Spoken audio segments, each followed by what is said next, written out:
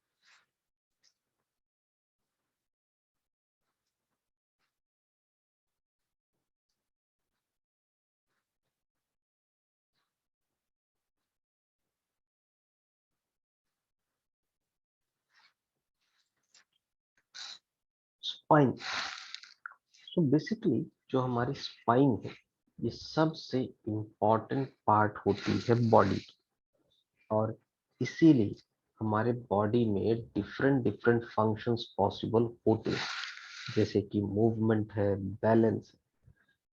पूरी बॉडी के सपोर्ट के लिए हमारी स्पाइनल कॉलम प्रेजेंट होती है, बॉडी को डिफरेंट पोस्चर में रखना, बॉडी हमारी जो स्पाइनल कॉर्ड है उसको प्रोटेक्ट करना, शॉक एब्जॉर्बिंग।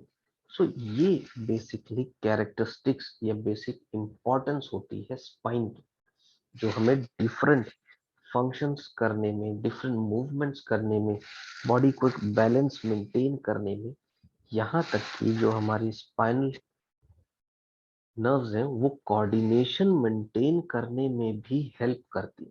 क्योंकि अगर किसी भी तरह की स्पाइनल नर्व इंजरी हुई है तो उसमें पेशेंट का कोऑर्डिनेशन चला जाता है, पेशेंट जो मूवमेंट होता है वो कोऑर्डिनेटेड मूवमेंट नहीं होता। इसलिए स्पाइनल कॉलम हमारी सबसे इंपॉर्टेंट पार्ट होती है बॉडी की। स्पाइनल कॉलम और जो वर्टिब्रे कई एलिमेंट्स से मिलकर बनते हैं, जो ऑल इन टोटल हमारे स्पाइनल कॉर्ड को प्रोटेक्ट करते हैं और ये कम्युनिकेशन में रहते हैं हमारे ब्रेन के साथ। सो ब्रेन और स्पाइनल कॉर्ड दोनों मिलकर के बनता है हमारा सेंट्रल नर्वस सिस्टम।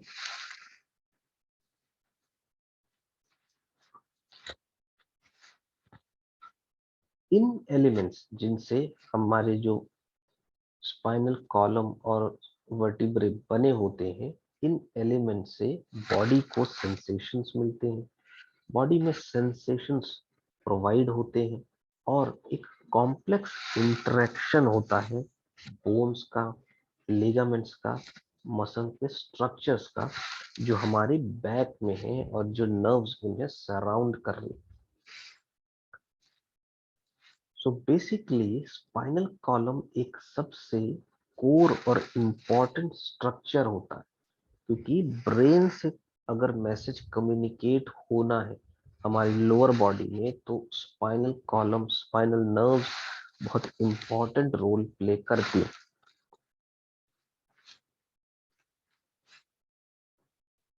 हमारे बॉडी में जितने भी सेंसेशंस है, उन सेंसेशंस के लिए रिस्पॉन्सिबल बेसिकली हमारी जो स्पाइनल कॉलम है वो होती। अगर किसी तरह की स्पाइनल डिफॉर्मिटी हो गई या किसी तरह के वर्टिब्रे के बल या डिस्क बल्ज के कारण अगर कोई नर्व का इम्पिंजमेंट हो गया, कंप्रेशन हो गया, तो सेंसरी चेंजेस देखने को मिलता है पेशेंट्स में। इसलिए स्पाइनल कॉलम एक सबसे कॉम्प्लेक्स नेचर का होता है और ये इसको सपोर्ट करने के लिए कई सराउंडिंग मसल्स होती हैं, कई लिगामेंट्स प्रेजेंट होती हैं और कई नर्व्स प्रेजेंट होती हैं, नर्व्स के बंडल्स प्रेजेंट होते हैं।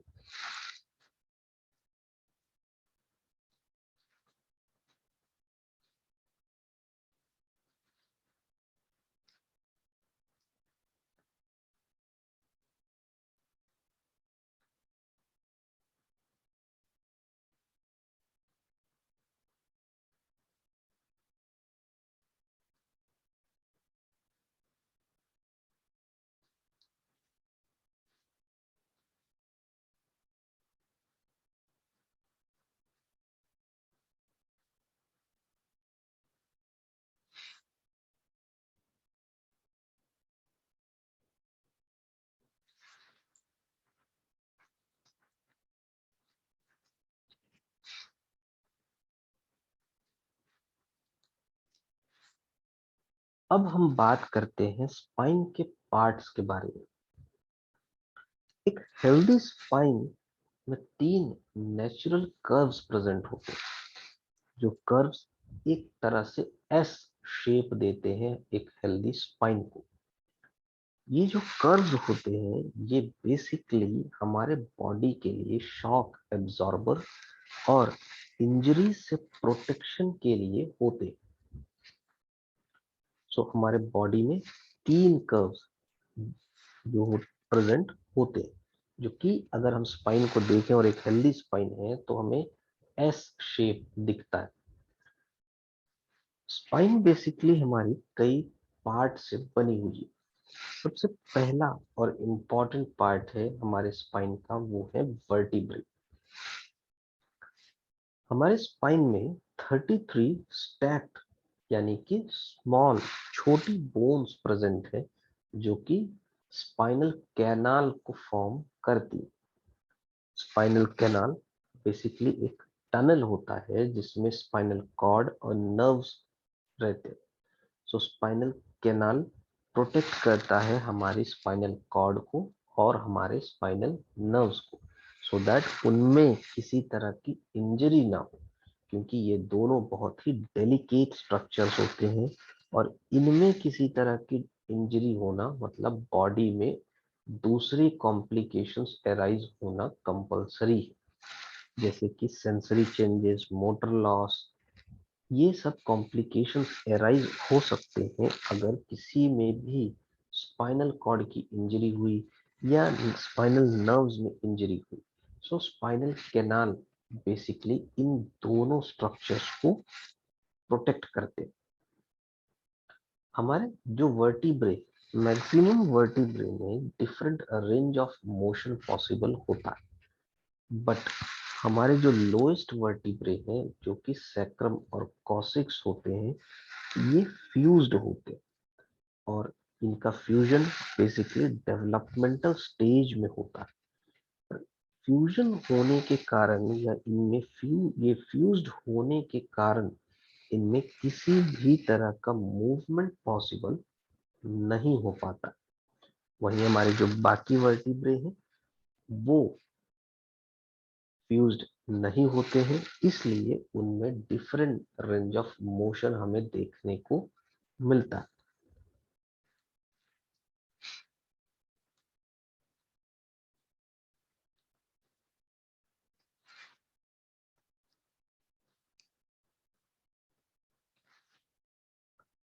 फेसिक जॉइंट्स। सो स्पाइनल जॉइंट्स, फेसिक जॉइंट्स, या हम इन्हें स्पाइनल जॉइंट्स भी कह सकते हैं, जिनमें कार्टिलेज प्रेजेंट होते हैं जो कि स्लीपरी कनेक्टिव टिश्यूज होते हैं जो अलाउ करते हैं वर्टिब्रे को एक दूसरे के ऊपर स्लाइड करने में। यानी इन्हीं के कारण वर्टिब्रे एक दूसरे के ऊपर स्लाइड करते हैं। फेसेट जॉइंट्स बेसिकली, जैसा हमने अभी पिछले जब हमने वर्टिब्रा के बारे में बात की तो हमने देखा कि वर्टिब्रा में कई रेंज ऑफ मोशन हमें देखने को मिलता, लेकिन हमारे जो लोएस्ट वर्टिब्रे हैं, सैक्रम है, कॉसिक्स है, इनमें फ्यूजन के कारण मूवमेंट देखने को नहीं मिलता। तो फेसेट जॉइंट्स ही बेसिकली रिस्पॉन्सिबल होते हैं ट्विस्टिंग और टर्निंग मूवमेंट के लिए, और इन्हीं जॉइंट से स्पाइन में फ्लेक्सिबिलिटी और स्टेबिलिटी मेंटेन रहती है। जब भी फेसेट जॉइंट्स में अर्थराइटिस डेवलप होता है या कोई भी डीजेनरेटिव चेंजेस डेवलप होते हैं तो उस कारण से पेशेंट को बैक पेन या नेक पेन फील होता है।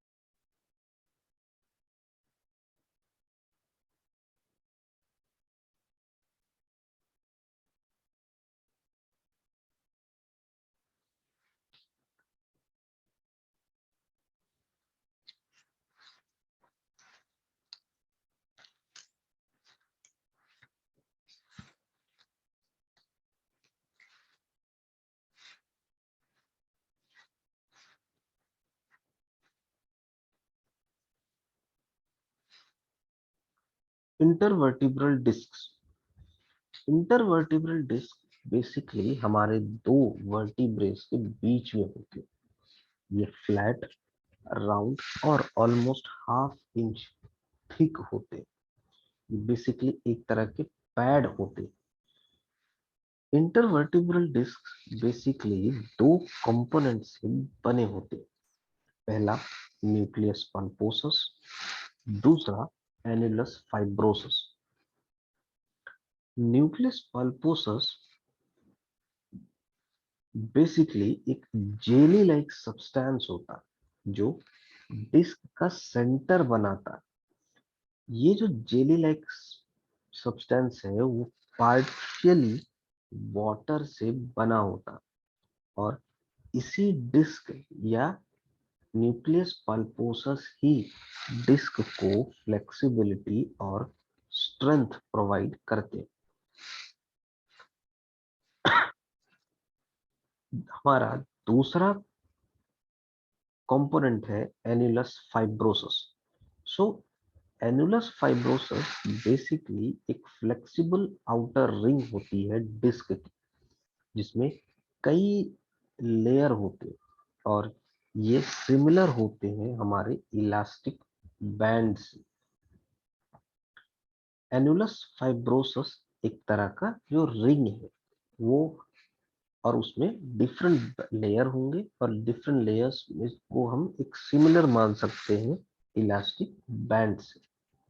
सो जब भी हम खड़े हो रहे हैं या कोई मूवमेंट कर रहे हैं तो जो हमारा मैक्सिमम जो वेट होता है वो रहता है हमारे न्यूक्लियस पर और इसी के रिस्पॉन्स में न्यूक्लियस एक्सपैंड करता है।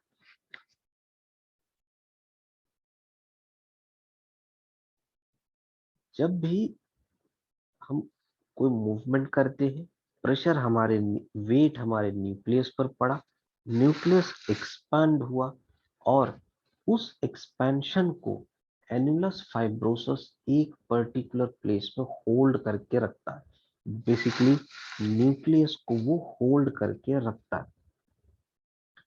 ये बेसिकली मूवमेंट को अलाउ करता है होने में और स्ट्रेंथ प्रोवाइड करता है हमारे स्पाइन में। एक कंटिन्यूअस स्ट्रेंथ मेंटेन रहती है हमारी स्पाइन में। इन इफेक्ट अगर हम बात करें तो जो हमारी इंटरवर्टिब्रल डिस्क है वो एक तरह से शॉक एब्जॉर्बर का काम करती है हमारी स्पाइन के लिए।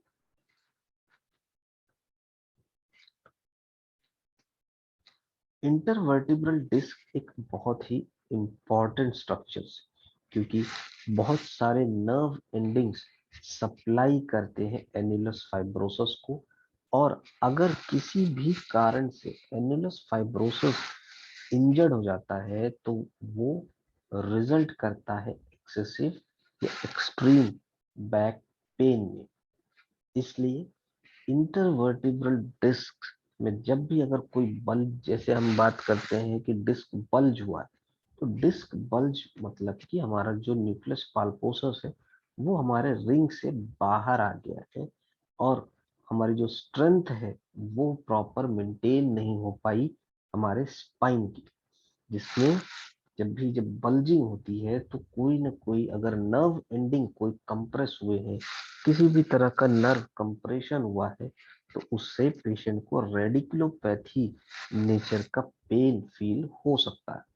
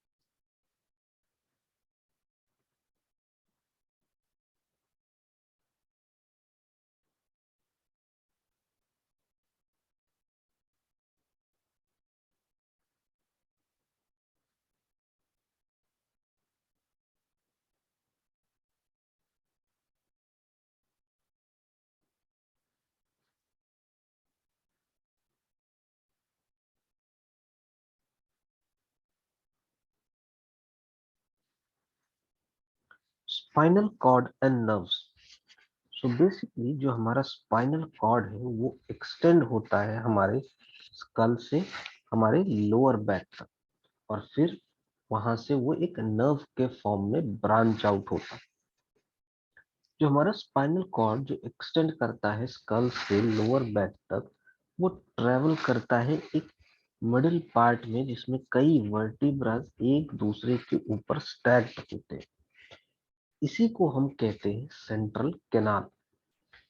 फिर वहां से नर्व ब्रांचेस निकलती है और डिफरेंट ओपनिंग के थ्रू, जो वर्टिब्रे में हमारी ओपनिंग होती है, उस ओपनिंग के थ्रू ट्रैवल करती है, और वह उनके थ्रू हमारे जो ब्रेन का जो मैसेज है वो मसल्स तक पहुंचता है। सो बेसिकली वो ओपनिंग जो होती है उसे हम फोरामेन कहते हैं। जो हमारा स्पाइनल कॉर्ड है वो एंड होता है अराउंड फर्स्ट या सेकेंड लंबर वर्टिब्रे, जो कि हमारे लोअर बैक में, और कंटिन्यू करते हैं बाकी में एज अ नर्व रूट्स। जब हमारा स्पाइनल कॉर्ड जैसे ही एंड होता है तो वहां एक बंडल प्रेजेंट होता है नर्व रूट्स का, जिसे हम क्वाडा इक्वाइना कहते हैं। ये एग्जिट करते हैं स्पाइनल कैनाल को। हमारे जो वर्टिब्रो, जो हमारा फोरामेन है, वो ओपनिंग से ये एग्जिट करते और एक नर्व रूट्स की तरह एग्जिट करते। हमारे पेल्विस में कुछ नर्व ग्रुप्स है जो कि कन्वर्ट होती हैं या एक्सटेंड होती हैं हमारे लेग्स में in the form of sciatic nerve. So basically जो कंडीशन शियाटिका होती है, जिसमें पेशेंट को लोअर लेग में पेन फील होता है, पेशेंट को कई बार नंबनेस जैसी भी चीजें फील होती हैं, तो वो बेसिकली क्योंकि हमारी जो सियाटिक नर्व है वो कहीं ना कहीं कंप्रेस हुई होती है या इम्पिंज हुई होती है। सो कंप्रेशन या प्रेशर के कारण नर्व हमारी प्रेस हो जाती है, और वहां से मैसेज जो है वो आगे ट्रेवल नहीं कर पाता। Soft tissues. सो बेसिकली जो हमारे स्पाइन है उसमें कई लिगामेंट्स है, मसल्स है और टेंडन्स है।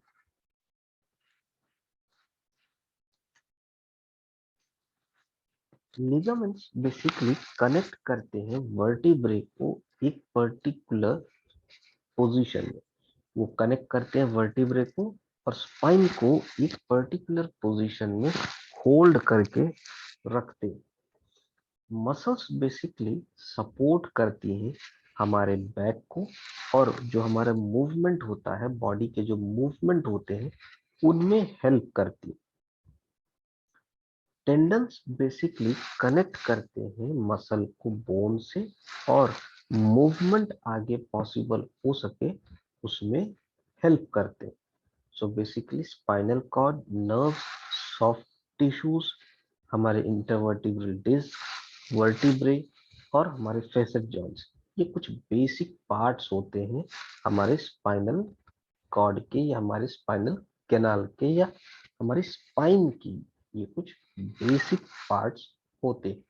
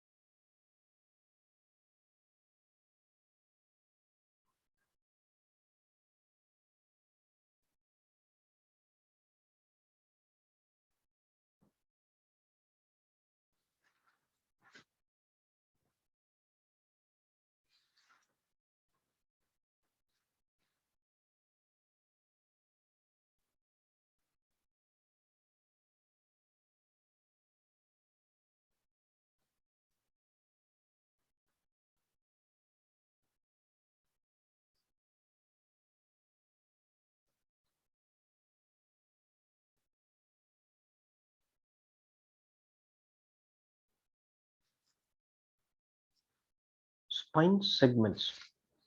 सो जैसा कि हम जानते हैं कि हमारी जो स्पाइन है वो 33 वर्टिब्रे से बनी हुई, जो डिवाइडेड रहती है 5 डिफरेंट सेक्शंस में, सर्वाइकल, थोरैसिक, लंबर और सैक्रम एंड कॉसिक्स।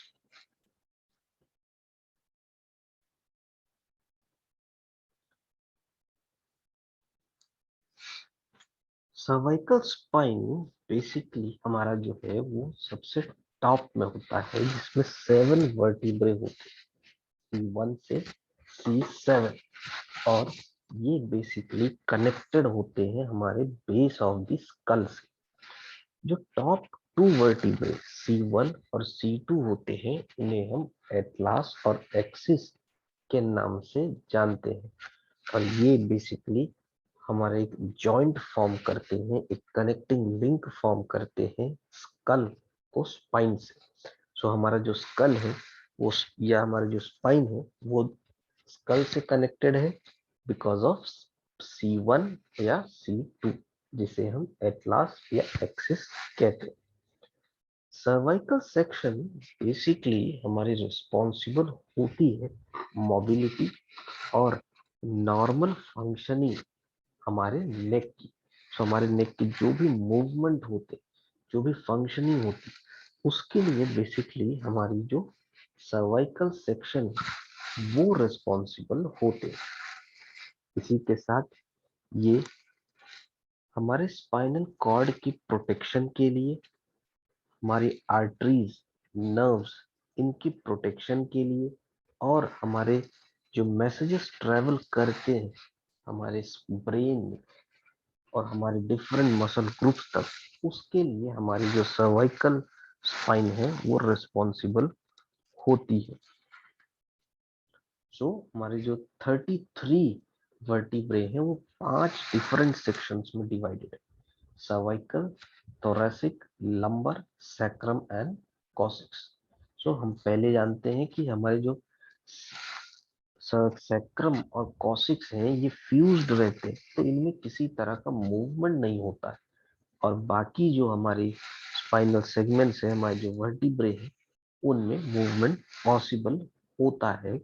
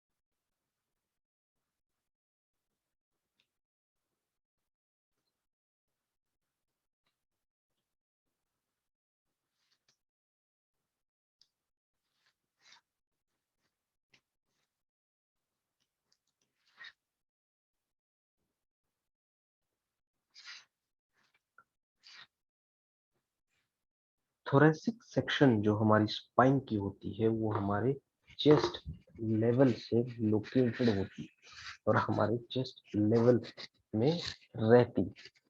ये सेक्शन बेसिकली हमारा सर्वाइकल और लंबर के बीच में होता है। इसमें बेसिकली हमारे 12 वर्टिब्रे होते हैं, T1 से लेके T12 तक, जो कि एक अटैचमेंट की तरह काम करते हैं और रिब केज के लिए। तो हमारे जो थोरेसिक वर्टिब्रे हैं वो बेसिकली हमारे अटैच्ड रहते हैं रिब केज के साथ। लंबर सेक्शन हमारा लोकेटेड होता है थोरेसिक और सैक्रम के बीच में।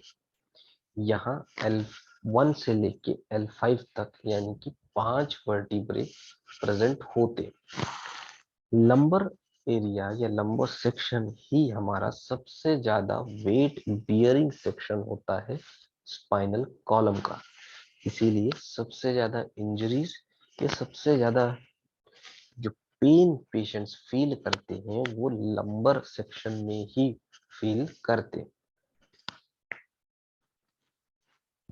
सैक्रम बेसिकली जो हमारा सेक्शन है वो सबसे बेस में लोकेटेड होता है स्पाइन के, और इसमें किसी तरह की डिस्क नहीं होती है जो वर्टिब्रे को सेपरेट कर सके, क्योंकि इसमें 5 लेवल होते हैं S1, S2, S3, S4 और S5, और इन पांचों में फ्यूजन हुआ होता है, यानी कि ये फ्यूज्ड रहते हैं। इसलिए इनमें किसी तरह का मूवमेंट पॉसिबल नहीं हो पाता। हमारी जो पेल्विस है वो कनेक्टेड रहती है हमारे स्पाइनल कॉलम से सिर्फ हमारे सैक्रम सेक्शन की बदौलत, या हम कह सकते हैं कि हमारा जो सैक्रम सेक्शन है वही हमारे स्पाइनल कॉलम को पेल्विस से कनेक्ट करता है। सैक्रम का जो फ्यूजन है वो हमारे जो डेवलपमेंटल फीटल डेवलपमेंटल स्टेज है उसमें हमारा फ्यूजन हो जाता है, और उस फ्यूजन के कारण जैसा हमने अभी बात की कि उसमें किसी तरह का मूवमेंट नहीं होता। कॉसिक्स, सो कॉसिक्स बेसिकली बेस में होते हैं। एक स्पाइनल कॉलम जो है उसके बेस में प्रेजेंट होता है, और इसमें 4 वर्टिब्रे होते हैं, C1, C2, C3 और C4। ये चारों वर्टिब्रे जो स्मॉलर वर्टिब्रे हैं ये एक साथ फ्यूज्ड होते हैं। इनका भी जो फ्यूजन होता है वो हमारे फीटल डेवलपमेंटल टाइम पे ही या फीटल डेवलपमेंटल स्टेज में ही इनका फ्यूजन हो जाता है। फ्यूजन के कारण जैसे सैक्रम में किसी तरह का मूवमेंट पॉसिबल नहीं हो पाता, उसी तरीके से कॉसिक्स का भी मूवमेंट पॉसिबल नहीं हो पाता, और ये हमारे जो स्पाइनल कॉलम है उसके सबसे बेस यानी कि सबसे निचले हिस्से में प्रेजेंट होते हैं।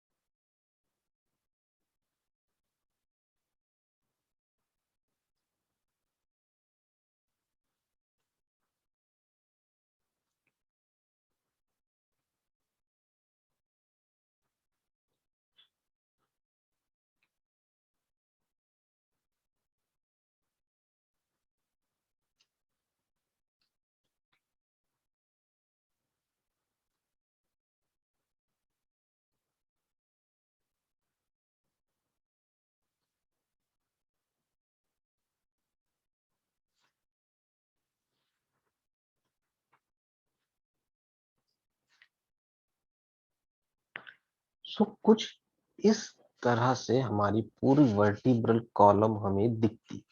जिसमें हमारा सबसे जो पहला है वर्टिब्रे वो C1 यानी कि एटलास और C2 यानी कि एक्सिस। इसके बाद हमारे C3, C4, C5, C6 और C7 जिसे हम सर्वाइकल वर्टिब्रे कहते हैं। हमारे जो स्पाइन है, हमारा जो वर्टिब्रल कॉलम है, वो बेसिकली 5 सेक्शन में डिवाइडेड है। सर्वाइकल, थोरैसिक, लंबर, सैक्रम और कॉसिक्स। सो हमारा जो सैक्रम और कॉसिक्स है, ये दोनों फ्यूज्ड रहते हैं। सैक्रम में 5 वर्टिब्रे और कॉसिक्स में हमारे 4 वर्टिब्रे। ये दोनों, इनमें फ्यूजन हुआ रहता है। इनका फ्यूजन फीटल डेवलपमेंटल स्टेज में ही हो जाता है। क्योंकि इनमें फ्यूजन हुआ रहता है, इसलिए इनमें किसी भी तरह का मूवमेंट पॉसिबल नहीं होता। वहीं जो हमारे बाकी जो सेगमेंट्स हैं, उनमें मूवमेंट्स पॉसिबल होते हैं, उनमें रेंज ऑफ मोशन देखने को मिलती है। हमारा जो लंबर वर्टिब्रे है यानी कि L1 से लेके L5 तक, वो सबसे ज्यादा वेट बियरिंग वर्टिब्रे होता है। यानी कि वो सबसे ज्यादा हमारा वेट बियर करता है बॉडी का, और सबसे ज्यादा प्रोन होता है इंजरीज में। और इसीलिए इसमें यही सबसे ज्यादा पेशेंट्स को बैक पेन भी फील होता है। हमारा जो थोरैसिक वर्टिब्रे है, उसमें 12 वर्टिब्रे होते हैं, T1 से लेके T12 तक। So, और ये 12 वर्टिब्रे हमारे रिब केज से अटैच्ड रहते हैं। सो बेसिकली अगर हमारे थोरैसिक स्पाइन में कोई भी डिफॉर्मिटी होती है या कोई भी इंजरी होती है, तो उससे हमारा जो रेस्पिरेटरी सिस्टम है, वो भी कहीं ना कहीं इफेक्ट करता है।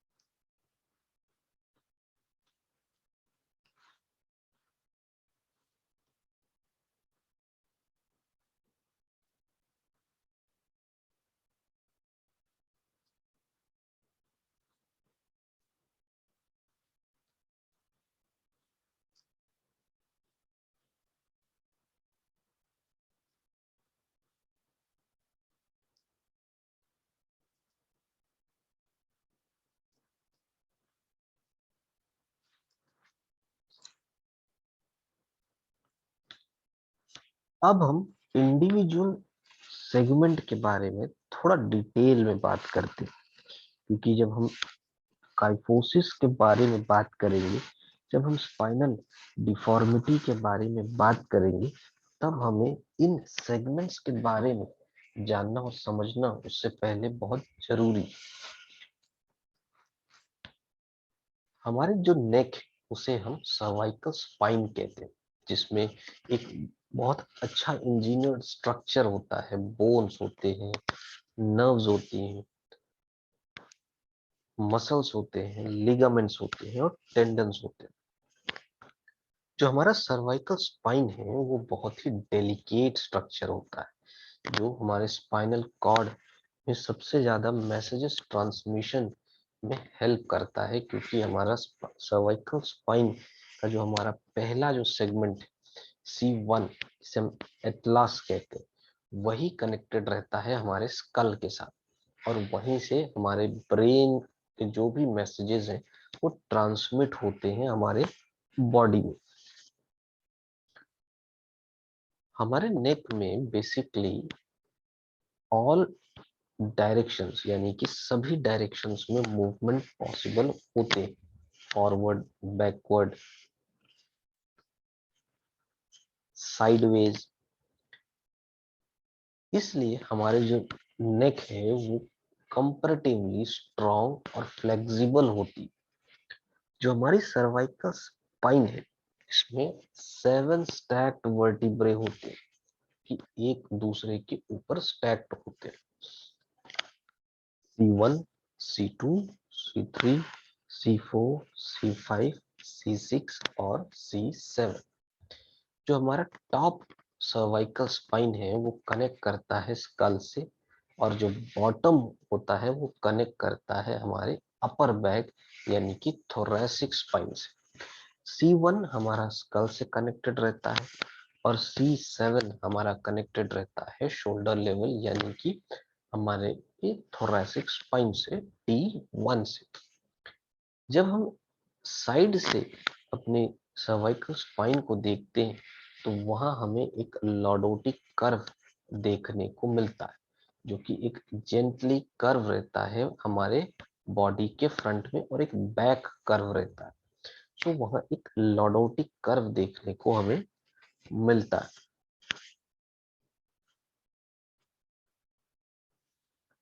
यही लॉर्डोटिक कर्व हमारे बॉडी का सबसे पहला कर्व होता है। जैसे कि हमने बात किया कि हमारे बॉडी में जो हमारी जो स्पाइन होती है वो एस शेप की होती है। तो एस शेप का जो पहला कर्व है वो हमारे सर्वाइकल स्पाइन में होता है, या सर्वाइकल स्पाइन से रिलेटेड रहता है।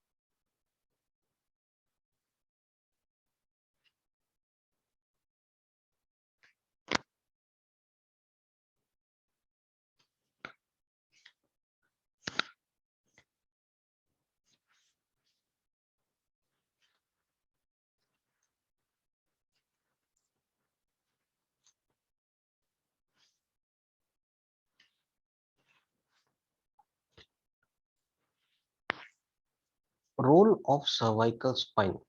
सो बेसिकली हमारी जो सर्वाइकल स्पाइन है बहुत ही क्रूशियल रोल प्ले करती है हमारे स्पाइनल कॉर्ड का प्रोटेक्शन। सो स्पाइनल कॉर्ड बेसिकली एक बंडल ऑफ नर्व्स होती है जो एक्सटेंड करती है हमारे ब्रेन से, और हमारे सर्वाइकल स्पाइन और थोरैसिक स्पाइन से होते हुए हमारे लंबर स्पाइन में आती। सो हर वर्टिब्रे में एक वर्टिब्रल फोरामेन होता है जो कि ओपनिंग होती है जहां से हमारी स्पाइनल कॉर्ड पास होती। ये वर्ट इन वर्टिब्रे को जब हम एक साथ देखते हैं, या एक बॉडी टनल जैसा हमें स्ट्रक्चर दिखता है, वही टनल हमारा स्पाइनल कैनाल कहलाता है।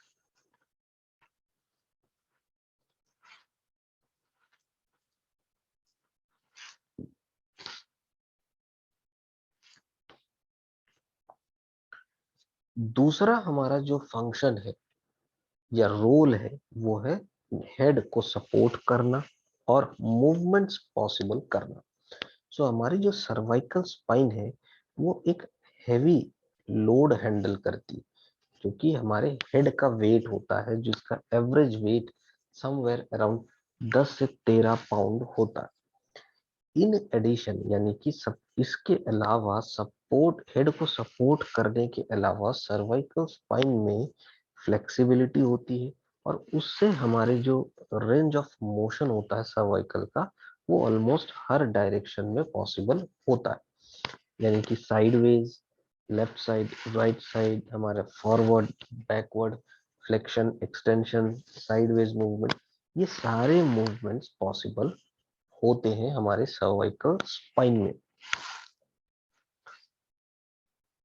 ब्लड फ्लो फैसिलिटेट करना। सो हमारे जो स्मॉल होल होते हैं, जो फोरामिना होता है हमारे ट्रांसवर्स प्रोसेस में, उससे हमारी जो सर्वाइकल स्पाइन है एक पैसेज वे प्रोवाइड करती है हमारी वर्टिब्रल आर्टरीज को, सो दैट जो ब्लड है वो ब्रेन तक कैरी हो सके।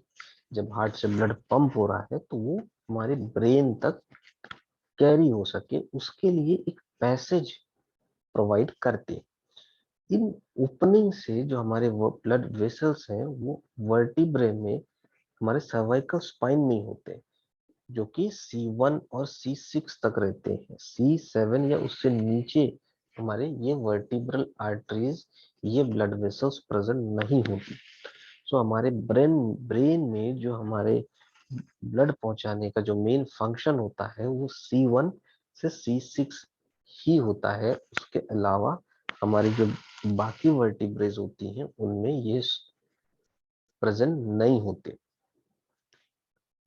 कई सारे क्रिटिकल नर्व्स, ब्लड वेसल्स और जॉइंट्स को एक छोटी सी स्पेस में देखें तो ये सबसे ज्यादा एक कॉम्प्लिकेटेड रीजन होता है।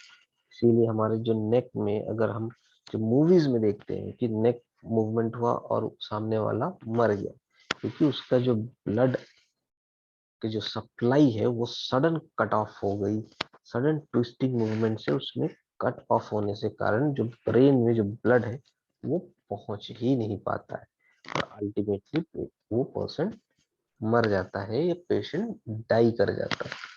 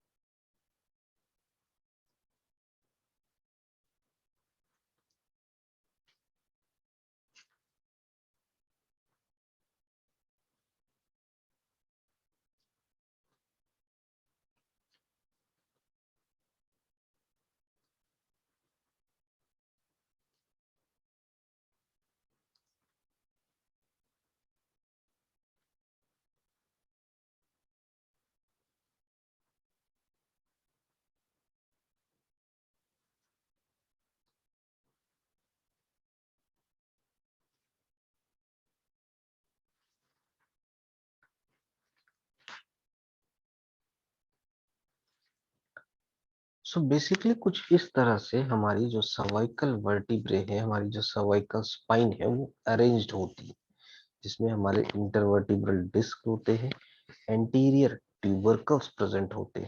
जो हमारा फर्स्ट जो जॉइंट बनाता है हमारे स्कल के साथ, वो है हमारा एटलास।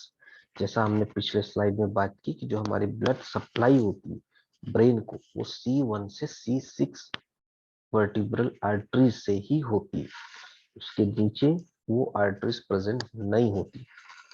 और हमारे सर्वाइकल में हर तरह के रेंज ऑफ मोशन पॉसिबल होते हैं, फ्लेक्सिबल होती है और एक स्ट्रॉन्ग होती है, जो कि हमारे हेड की वेट को सपोर्ट करती है।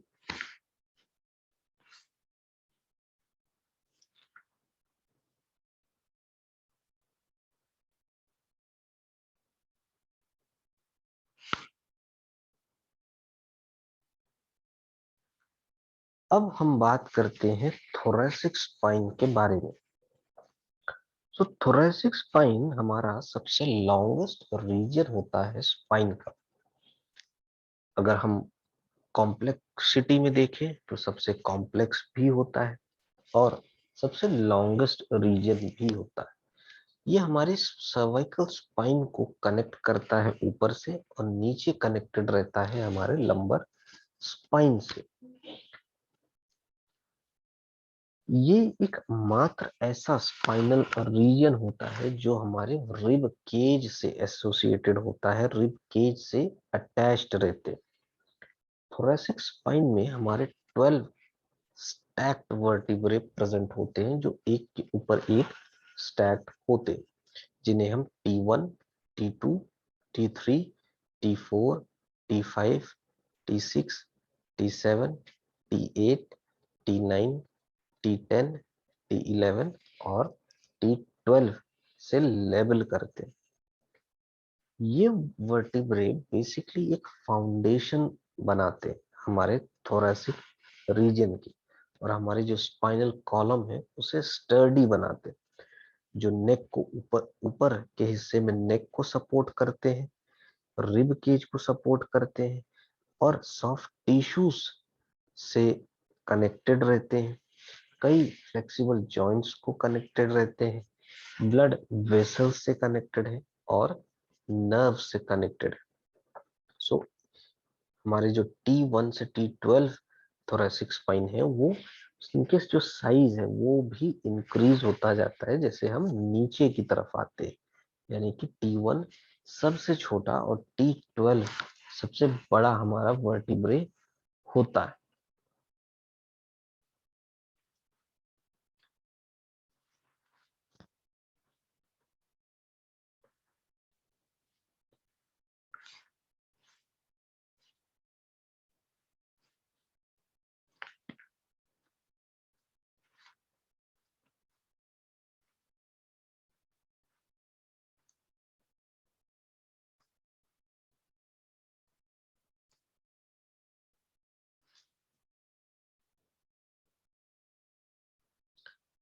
अब जैसे हमने सर्वाइकल स्पाइन की इंपॉर्टेंट रोल के बारे में बात किया, वैसे ही अब हम बात करते हैं थोरैसिक स्पाइन के रोल के बारे में। थोरैसिक स्पाइन भी हमारे स्पाइनल कॉर्ड को प्रोटेक्ट करते हैं। स्पाइनल कॉर्ड बेसिकली एक क्रिटिकल बंडल होता है नर्व्स का, जहां से कई सारे इलेक्ट्रिकल सिग्नल्स निकलते हैं बॉडी में। ये बेसिकली रन करता है हमारे बेस ऑफ द ब्रेन से, और नीचे कनेक्टेड होता है हमारे लंबर स्पाइन से। सो थोरैसिक स्पाइन जो होती है वो हमारी एक वाया मीडियम होती है, जहां से हमारे जो मैसेजेस हैं, जो हमारे स्पाइनल नर्व्स हैं, जो हमारे नर्व बंडल्स हैं, वो आगे की तरफ निकलते हैं। दूसरा इंपॉर्टेंट जो रोल होता है वो है हमारा रिब केज को एंकर करना। तो हमारा जो रिब केज वो सपोर्टेड होता है हमारे थोरैसिक स्पाइन से बैक में, और एक बोनी स्ट्रक्चर फॉर्म करता है, जो कि सराउंड करते हैं और प्रोटेक्ट करते हैं हमारे वाइटल ऑर्गन्स। जैसे कि हार्ट और लंग्स।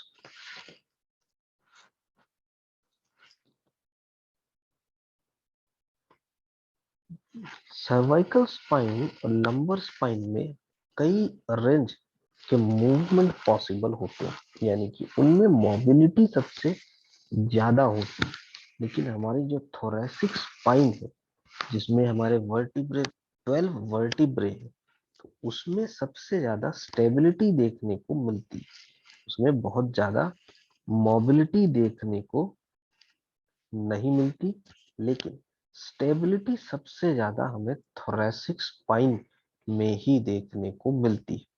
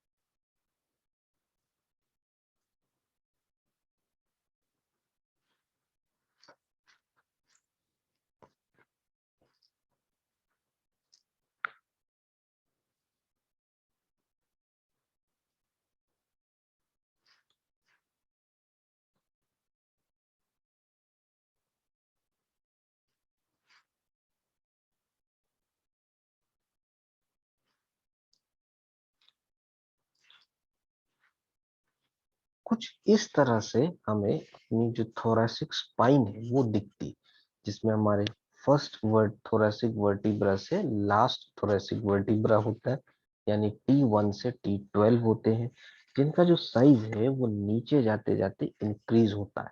यानी T1 हमारा सबसे छोटा थोरेसिक वर्टिब्रे और T12 हमारा सबसे बड़ा थोरेसिक वर्टिब्रे होता है। हर वर्टिब्रे के बीच में हमारे एक इंटरवर्टिब्रल डिस्क होते हैं और इंटरवर्टिब्रल फोरामेन होते हैं, जिससे हमारे न्यूरल पाथवेज निकलते हैं या नर्व सप्लाईज निकलती है। ये हमारी जो स्पाइन है, जो थोरेसिक स्पाइन है, ये बेसिकली हमारे रिब केज से कनेक्टेड होती है, हमारे वाइटल ऑर्गन्स को प्रोटेक्ट करते हैं जैसे हार्ट और लंग्स को, और साथ ही ये स्टेबिलिटी प्रोवाइड करती है। इसमें बहुत ज्यादा मोबिलिटी देखने को नहीं मिलता है, लेकिन इसमें स्टेबिलिटी सबसे ज्यादा होती है।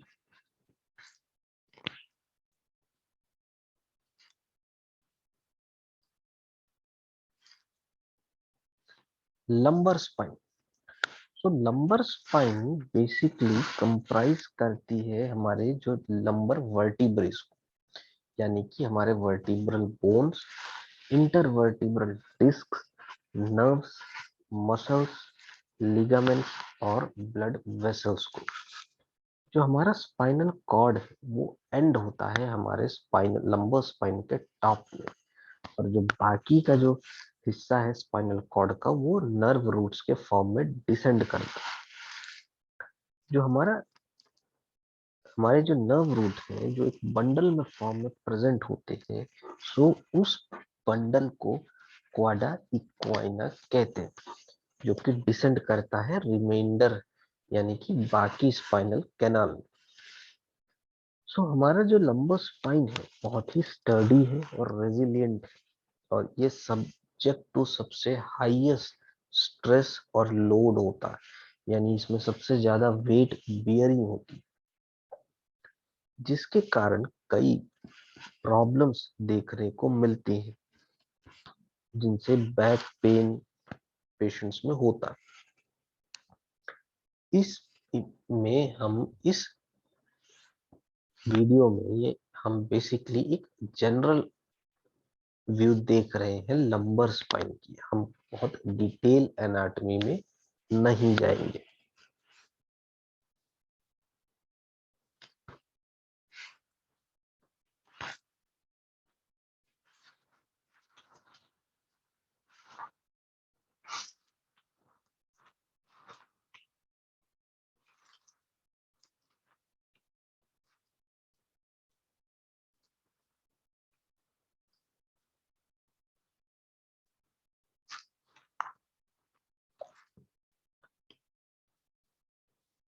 Functions of lumbar spine. So जब भी हम फंक्शंस की बात करते हैं तो हम ये जानते हैं कि सबसे ज्यादा सब जो वेट बियरिंग होता है वो लंबर स्पाइन में होता है। सो पहला जो फंक्शन है वो हमारा है सपोर्ट करना, स्टेबलाइज करना अपर बॉडी। सो हमारे जो 5 लंबर वर्टिब्रे हैं वो सबसे लार्जेस्ट होते हैं बाकी स्पाइनल रीजन से। और अगर हम मसल्स और लिगामेंट्स की बात करें तो ये सबसे ज्यादा सपोर्ट भी करते हैं हमारे लंबर वर्टिब्रे को, क्योंकि यही लंबर वर्टिब्रे हमारे पूरे बॉडी के वेट को सपोर्ट करते हैं, इंक्लूडिंग हेड और नेक। जो लंबर स्पाइन है यही बेसिकली रिस्पॉन्सिबल होता है हमारे लोड को ट्रांसफर करने में अपर बॉडी से लोअर बॉडी यानी कि लेग्स में।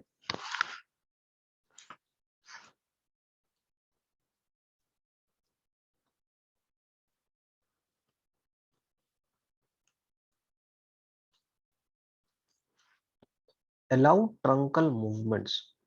सो जो हमारी लोअर बैक है वो बेसिकली या प्राइमरीली हम कहें तो एक तरह से फैसिलिटेटर होती है मूवमेंट्स की, जिससे हमारे जो ट्रंक है वो कई डायरेक्शंस में फ्रंट, बैक, साइड, ट्विस्टिंग, इन मूवमेंट्स को फैसिलिटेट करते हैं। सो जो मूवमेंट होता है वो यूजुअली जो लास्ट टू वर्टिब्रल लेवल है L4 L5, इनमें सबसे ज्यादा मूवमेंट होता है। स्पाइनल कॉर्ड और क्वाड इक्वाइनर का प्रोटेक्शन। सो जो हमारी अपर लंबर वर्टिब्रे होते हैं ये प्रोटेक्ट करते हैं हमारे स्पाइनल कॉर्ड को, और जो लोअर है वो हमारे एनक्लोज करते हैं क्वाडा इक्वाइनर नर्व बंडल्स को। सो क्वाडा इक्वाइनर बेसिकली हमारा एक नर्व का बंडल्स होता है, जिसमें इंपिंजमेंट होने के कारण, कंप्रेशर होने के कारण दूसरी डिफॉर्मिटीज या कॉम्प्लिकेशंस अराइज हो सकती। Control leg movements. तो जो हमारी लंबर स्पाइनल नर्व्स होती है वो ब्रांच ऑफ करती हैं स्पाइनल कॉर्ड से और क्वाडा इक्वाइना से, जो कि हमारे मूवमेंट और हमारे जो सेंसेशंस है लेग में उनको कंट्रोल करते हैं।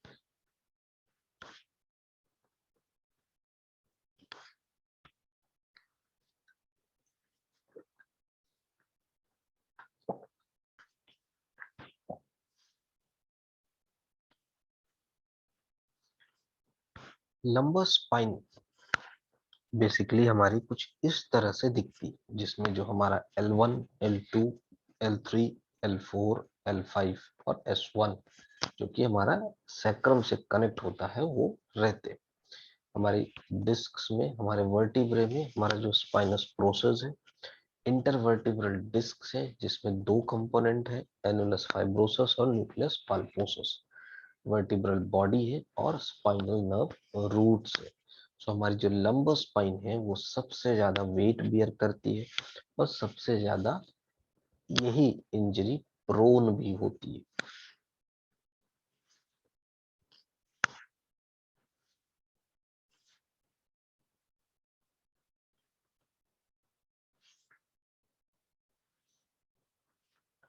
जब हम काइफोसिस के बारे में बात कर रहे हैं या हम किसी भी स्पाइनल कर्व डिफॉर्मिटी की बात कर रहे हैं, तो हमें स्पाइनल कर्व्स के बारे में जानना बहुत जरूरी है।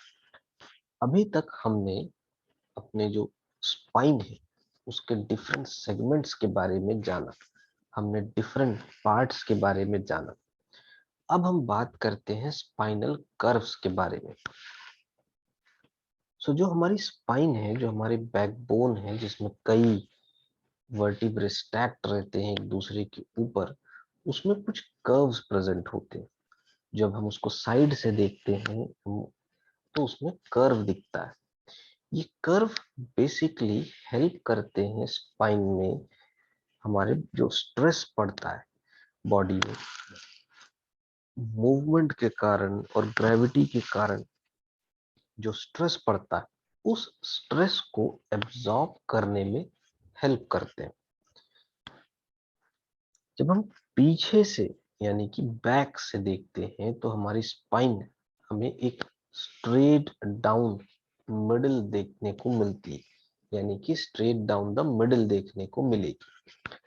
जब भी कोई किसी तरह की एबनॉर्मेलिटी होती है स्पाइन में, तो जो हमारा जो नेचुरल कर्वेचर होता है स्पाइन का वो मिस अलाइंड हो जाता है, वो एग्जैगरेट हो जाता है सब कुछ एरियाज में।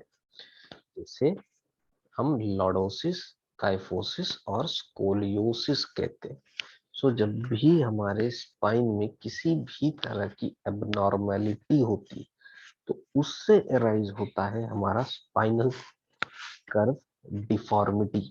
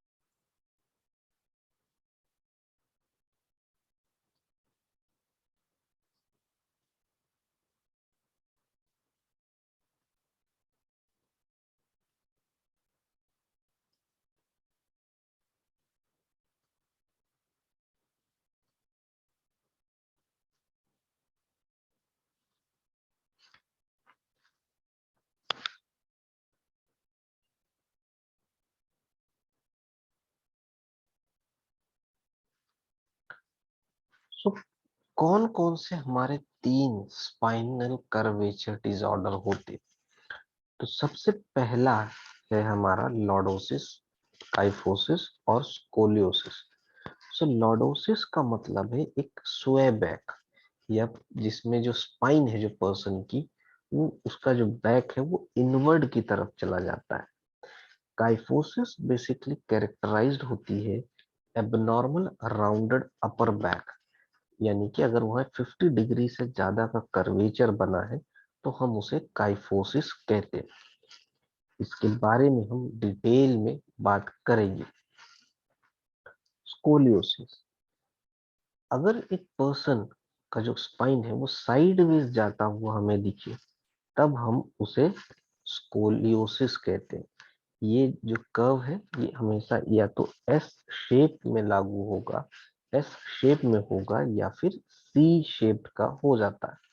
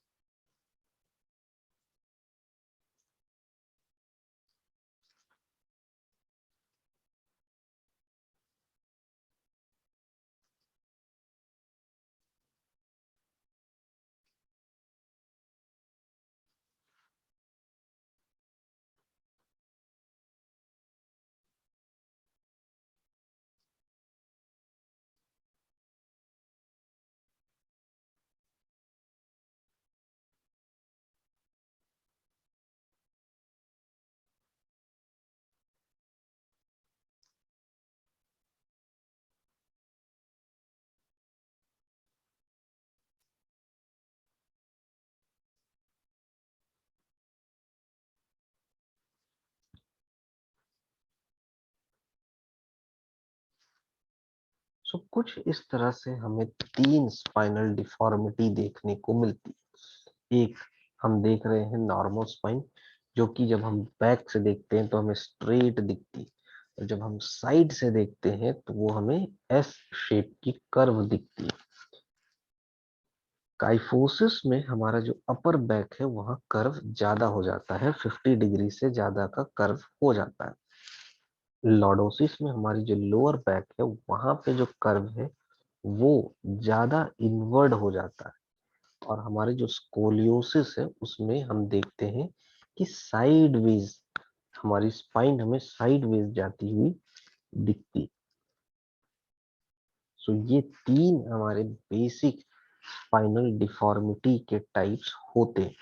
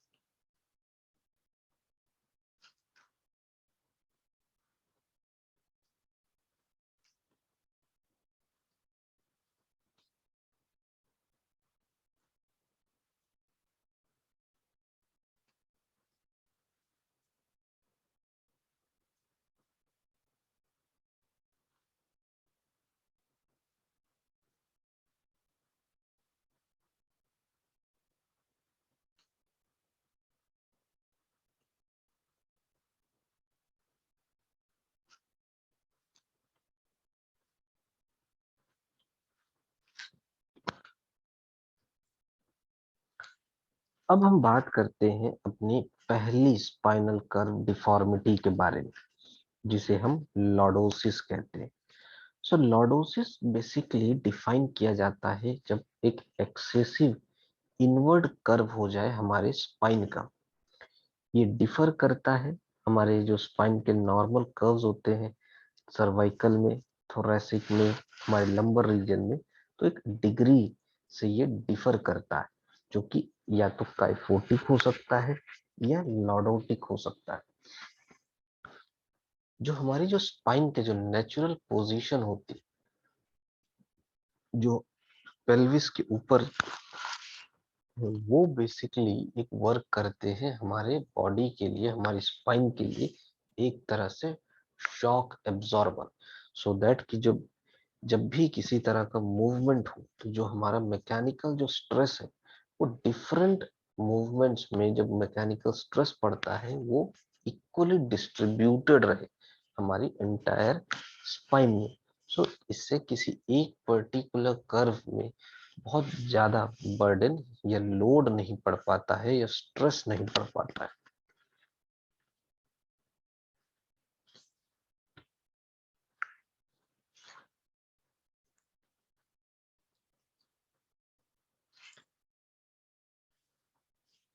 तो इस इमेज में हम देख सकते हैं तीन अलग अलग पोस्चर।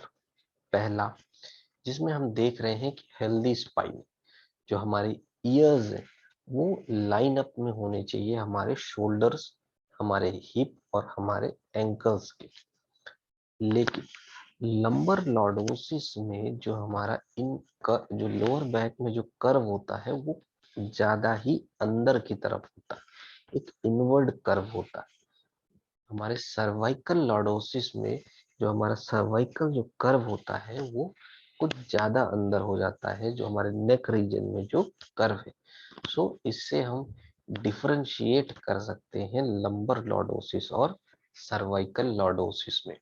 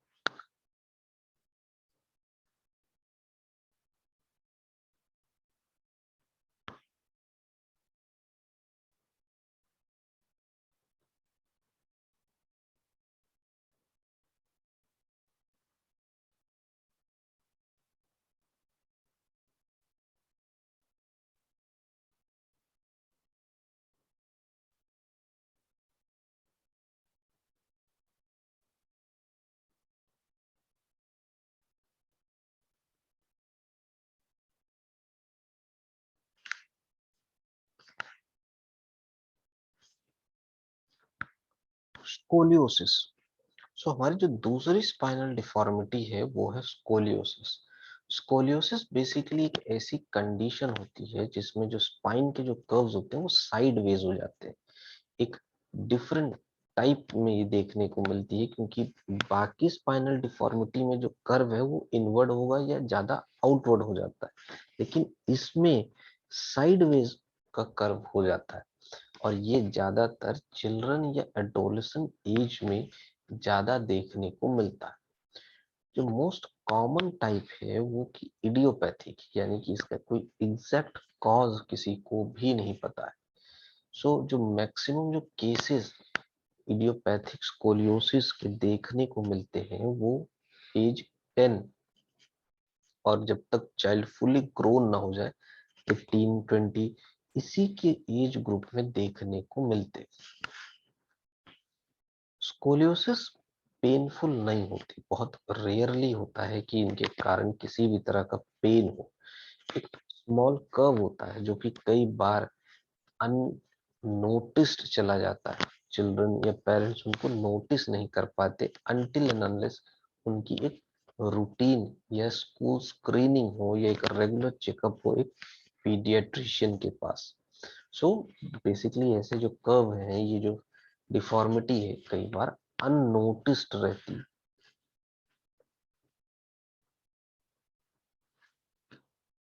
बहुत सारे केसेस ऐसे देखने को मिलते हैं जो स्पाइनल कर्व्स जो स्कोलियोसिस जो कर्व होता है वो बहुत स्मॉल होता है और उसमें किसी भी तरह के ट्रीटमेंट की जरूरत नहीं पड़ती।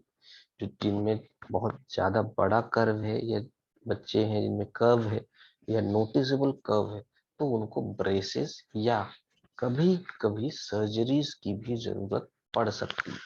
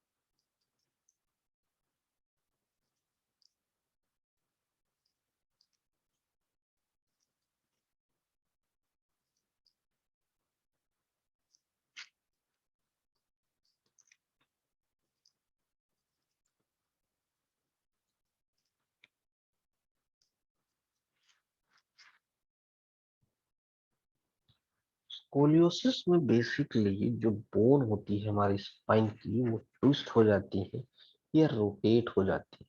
ये जो स्ट्रेट लाइन होनी चाहिए थी उनमें या तो ट्विस्टिंग मूव हो जाता है या तो उनमें किसी तरह का रोटेशन हो जाता है। स्कोलियोसिस कर्व मेजरली जो होता है वो हमारे अपर या मिडिल बैक में होता है क्योंकि हमारी थोरैसिक स्पाइन, ये लोअर बैक में भी डेवलप हो सकता है बट ओकेजनली, लेकिन ये मैक्सिमम ज्यादातर हमें अपर या जो हमारे लोअर पार्ट की जो स्पाइन है उनमें ही देखने को मिलेगा। इडियोपैथिक स्कोलियोसिस कर्व वेरी करते हैं साइज में और उनके जो माइल्ड कर्व्स होते हैं वो कॉमन होते हैं। जो लार्ज कर्व्स होते हैं वो बहुत अनकॉमनली देखे जाते हैं, वो इतने मतलब वो रेयर होते हैं। एक चाइल्ड जो जो स्टिल ग्रोइंग फेज में, सो अगर उसमें किसी भी तरह का स्कोलियोसिस कर्व है तो जैसे जैसे उसकी एज बढ़ती है वो और वर्स होता है। ऑल्दो एक टोडलर यानी कि एक छोटे बच्चे में भी, बेबी में भी या यंग चिल्ड्रन में भी इडियोपैथिक स्कोलियोसिस डेवलप हो सकता है। बॉयज एंड गर्ल्स दोनों इफेक्टेड होते हैं। गर्ल्स में ज्यादा ये इफेक्ट करता है क्योंकि उनमें ज्यादा लार्जर कर्व्स डेवलप हो सकते हैं और उनमें मेडिकल केयर की जरूरत पड़ सकती है।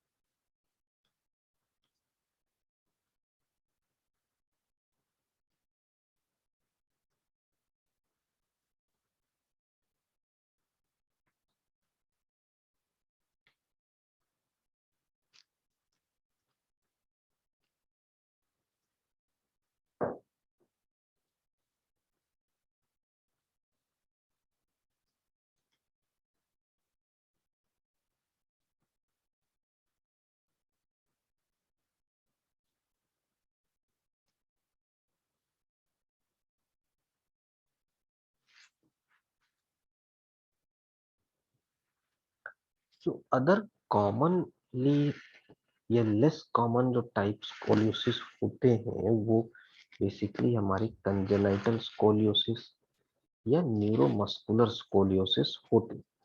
कंजेनाइटल स्कोलियोसिस में बेसिकली प्रॉब्लम होती है हमारे स्पाइन में, जिसमें जो बेबी डेवलप होता है बॉर्न से ही, उसमें जो डेवलप हुआ है, बॉर्न हुआ है, तभी से उसमें किसी न किसी तरह का कर्वेचर या स्कोलियोसिस डेवलप होता है। इसीलिए हम इसे कंजेनाइटल स्कोलियोसिस कहते हैं। न्यूरोमस्कुलर स्कोलियोसिस में किसी ऐसी मेडिकल कंडीशन जैसे कि मस्कुलर डिस्ट्रोफी या सेरिब्रल पाल्सी, इनके कारण जो स्कोलियोसिस होता है उसे हम न्यूरोमस्कुलर स्कोलियोसिस कहते हैं। ये बेसिकली इन न्यूरोमस्कुलर कंडीशंस के कारण इम्बैलेंस हो सकता है और वीकनेस हो सकती है मसल्स में जो सब स्पाइन को सपोर्ट करती हैं। सो उससे, इस वीकनेस से जो स्पाइन है हमारा वो साइडवेज कर्व ले लेता है और उसी को हम स्कोलियोसिस कहते हैं।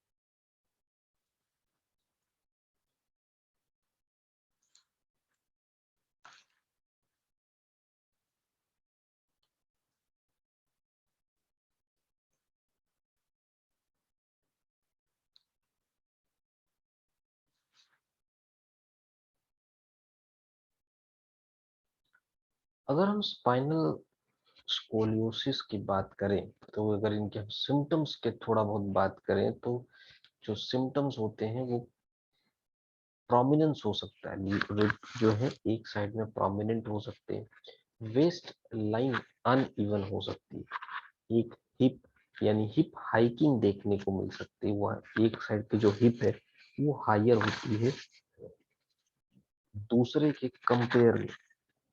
शोल्डर्स हमारे जो होते हैं वो टिल्टेड होते हैं, एक साइड का जो शोल्डर ब्लेड है वो प्रोट्रूड कर रहा होता है।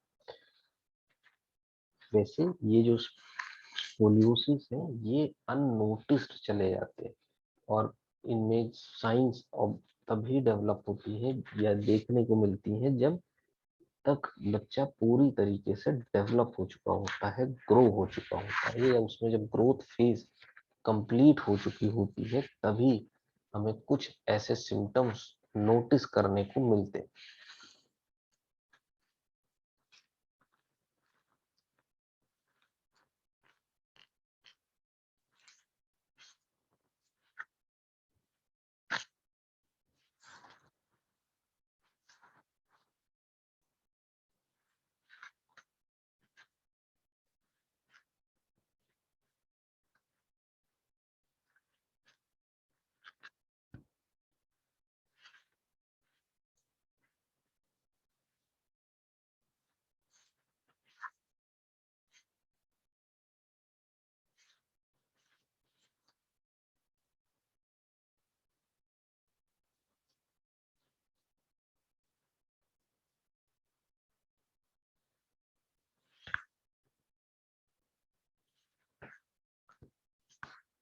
अब जब हमने सभी स्पाइनल सेगमेंट्स के बारे में बात कर ली, बाकी दो स्पाइनल डिफॉर्मिटीज के बारे में थोड़ा थोड़ा हमने जान लिया, तो अब हम बात करते हैं अपने मेन टॉपिक के बारे में, यानी कि काइफोसिस के बारे में। सो काइफोसिस बेसिकली एक स्पाइनल डिसऑर्डर है या एक स्पाइनल डिफॉर्मिटी है, जिसमें जो हमारा अपर बैक है उसमें एबनॉर्मल राउंडिंग हो जाती है, या एक्सेसिव कर्वेचर के कारण जो हमारी अपर बैक है उसमें अगर 50 डिग्री से ज्यादा का कर्वेचर है तो उसमें एबनॉर्मल राउंडिंग हो जाती है। इस कंडीशन को हम काइफोसिस या राउंड बैक या हंच बैक भी कहते हैं। काइफोसिस किसी भी एज में हो सकता है, और ये एडोलेसेंस में पुअर पोस्चर के कारण या लैक ऑफ एर्गोनॉमी के कारण एडोलेसेंस एज में सबसे ज्यादा देखने को मिलता। मेजॉरिटी ऑफ केसेस में काइफोसिस के कॉजेस कुछ प्रॉब्लम होती, यानी काइफोसिस के कारण कुछ प्रॉब्लम्स देखने को मिलती, जिनमें ट्रीटमेंट की रिक्वायरमेंट इतनी नहीं होती, लेकिन कुछ पेशेंट्स में ब्रेसेस पहनने की जरूरत पड़ सकती है, एक्सरसाइजेस करने की जरूरत पड़ सकती है, पोस्चर को इम्प्रूव करने की जरूरत पड़ सकती है, उनको अपने स्पाइन को स्ट्रेंथन करने की जरूरत पड़ सकती है। इनके बारे में जब हम ट्रीटमेंट के बारे में बात करेंगे तो इनके बारे में हम डिटेल में देखेंगे। कई ऐसे केसेस होते हैं जिसमें काइफोसिस पेनफुल भी हो सकता है, या जो एक स्पाइनल डिफॉर्मिटी है, जो हम जैसे हम जानते हैं थोरेसिक स्पाइन हमारा जो है वो रिब केज से रिलेटेड होता है, एसोसिएटेड होता है, अटैच्ड होता है, तो उसके कारण यहाँ एक एबनॉर्मल राउंडिंग के कारण ब्रीदिंग प्रॉब्लम भी डेवलप हो सकती है।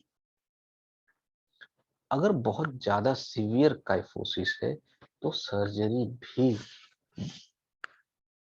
हो सकती है, जिससे जो हम स्पाइनल कर्व, एक्सेसिव जो स्पाइनल कर्व है उसे रिड्यूस कर सकें, और जो भी सिम्टम्स हमें देखने को मिल रहे हैं उन सिम्टम्स को हम इम्प्रूव कर सकें।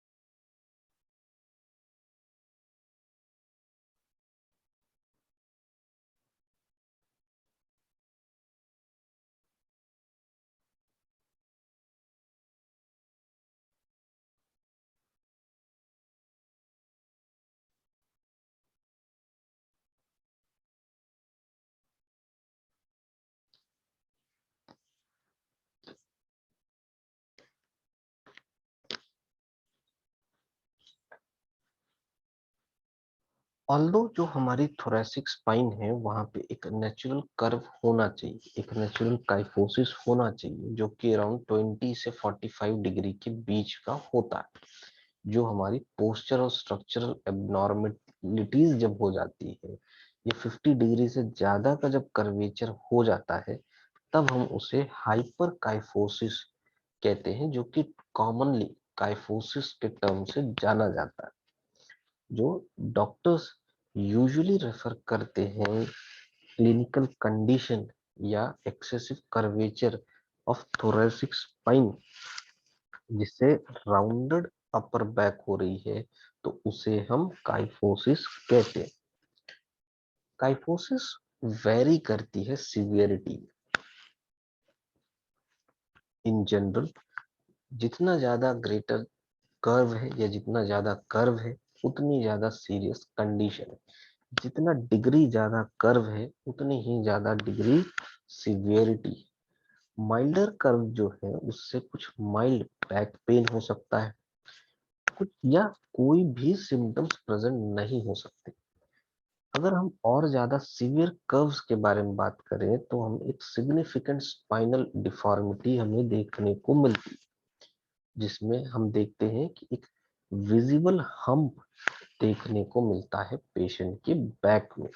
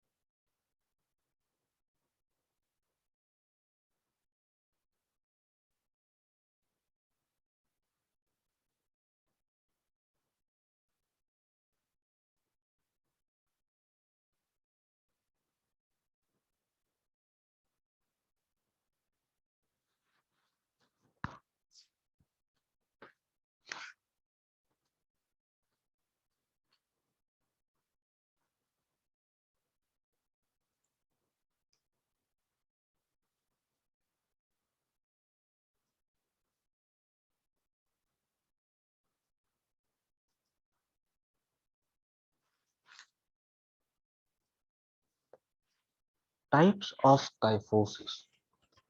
सो काइफोसिस कई टाइप्स के होते हैं, और जो मेजर 3 टाइप के काइफोसिस होते हैं वो चिल्ड्रन या एडोलेसेंस एज में सबसे ज्यादा इफेक्ट करते हैं।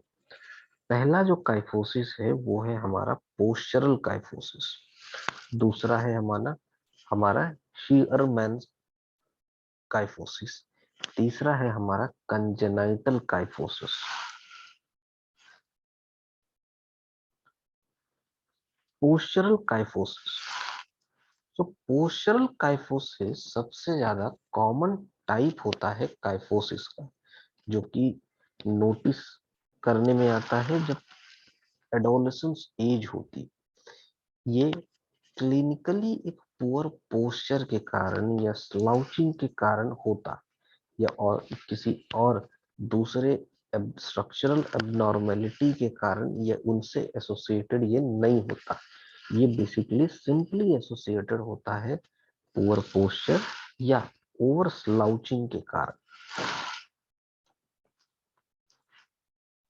जो कर्व बनता है पोस्चरल काइफोसिस से, वो टिपिकली राउंड होता है, स्मूथ होता है, और उसे करेक्ट किया जा सकता है जब पेशेंट स्ट्रेट खड़ा होता है।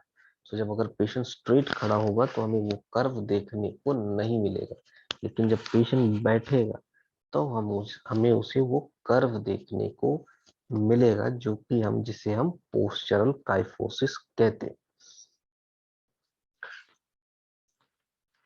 पोस्चरल काइफोसिस ज्यादातर गर्ल्स में कॉमन होती है बॉयज के कंपेयर में। ये रेयरली पेनफुल होता है क्योंकि जो कर्व है वो प्रोग्रेस नहीं होता है, और ये किसी और प्रॉब्लम को नहीं अराइज करता है एडल्ट लाइफ में।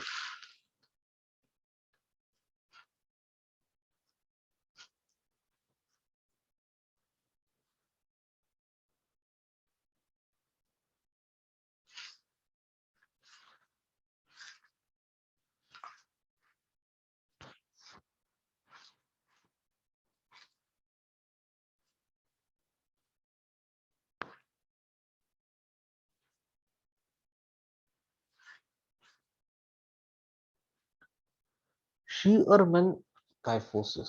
शीयरमैन काइफोसिस जो है वो बेसिकली एक डैनिश रेडियोलॉजिस्ट के नाम पे दिया गया था। जैसे कि हमारा जो पोस्चरल काइफोसिस है, उसी तरीके से शीयरमैन काइफोसिस भी एपरेंटली दिखने लगता है हमारे टीनेजर्स में, यानी कि हमारी टीन एजेस में।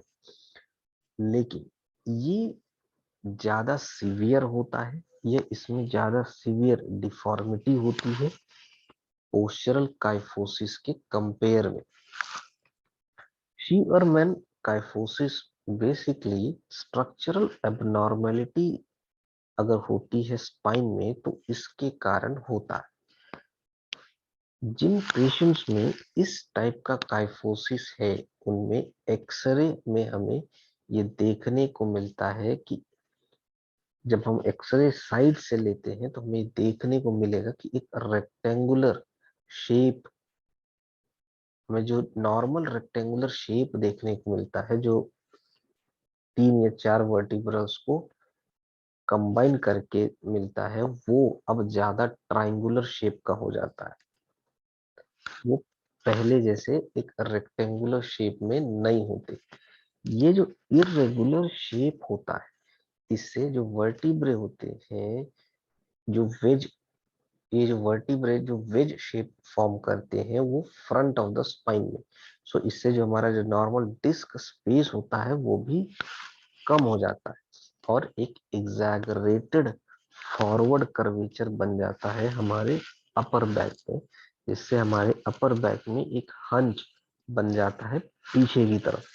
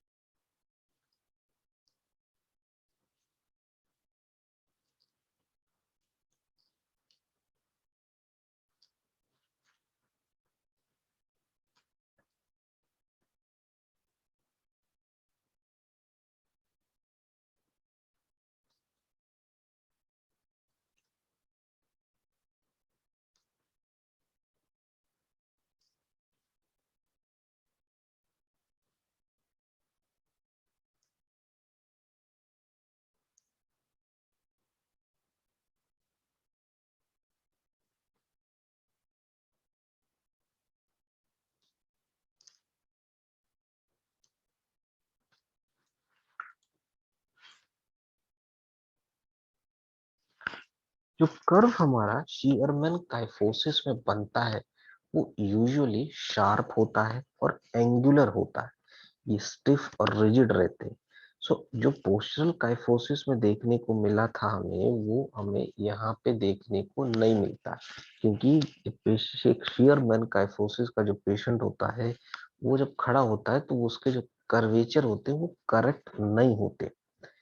शीयरमैन काइफोसिस यूजुअली हमारे थोरैसिक स्पाइन को अफेक्ट करता है, और बहुत ही ओकेजनली ये डेवलप होता है हमारे लंबर स्पाइन में। ये कंडीशन बॉयज में ज्यादा देखने को मिलती है एज कंपेयर टू गर्ल्स, और एक एज के बाद ये इसका जो प्रोग्रेशन होता है वो स्टॉप हो जाता है।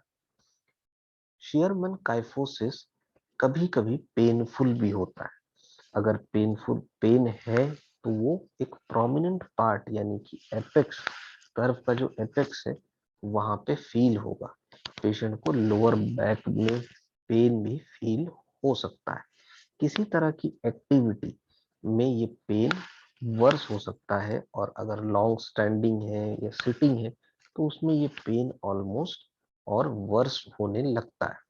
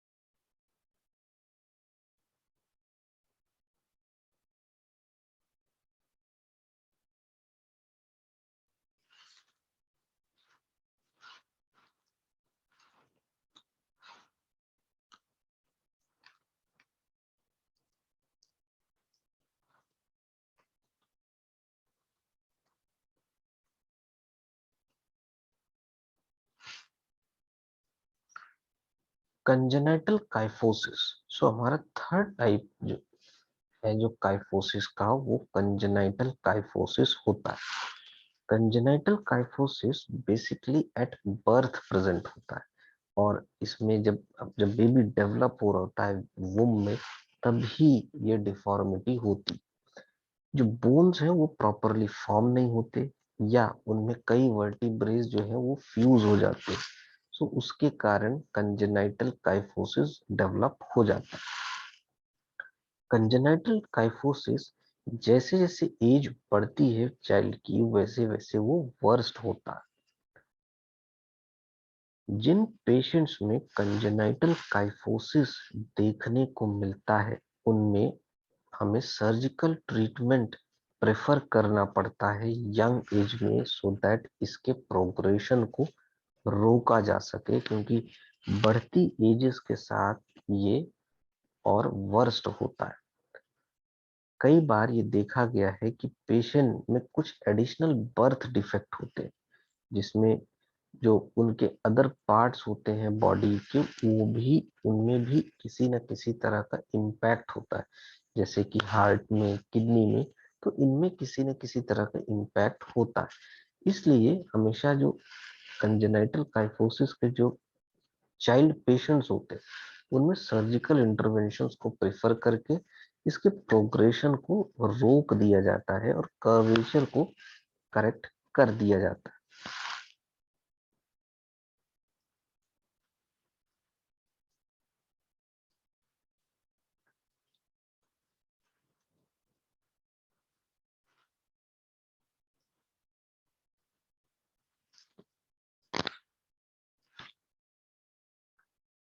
सो जैसा हम इस हेल्दी स्पाइन में देख रहे हैं और हम काइफोसिस स्पाइन में देख रहे हैं, तो हमें यहाँ पे हेल्दी स्पाइन में एक रेक्टेंगुलर शेप देखने को मिल रहा है। लेकिन वहीं अगर जब हम काइफोस्टिक स्पाइन में देखते हैं तो वही हमारा जो रेक्टेंगुलर शेप है वो थोड़ा सा ट्राइंगुलर शेप या ट्राइंगुलर आकार ले लेता है, और जिससे जो कर्वेचर होती है, जो कर्व होता है वो बढ़ जाता है, और एक हंच बैक डेवलप हो जाती है पेशेंट।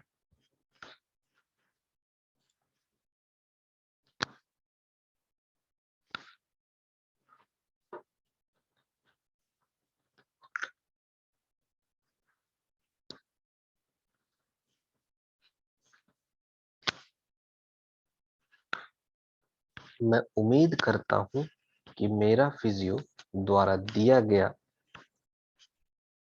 काइफोसिस पर ये सेशन आपको पसंद आया होगा और आपको हेल्दी रहने में मदद करेगा। इसी के साथ ये वीडियो यहीं पर समाप्त करते हैं। धन्यवाद।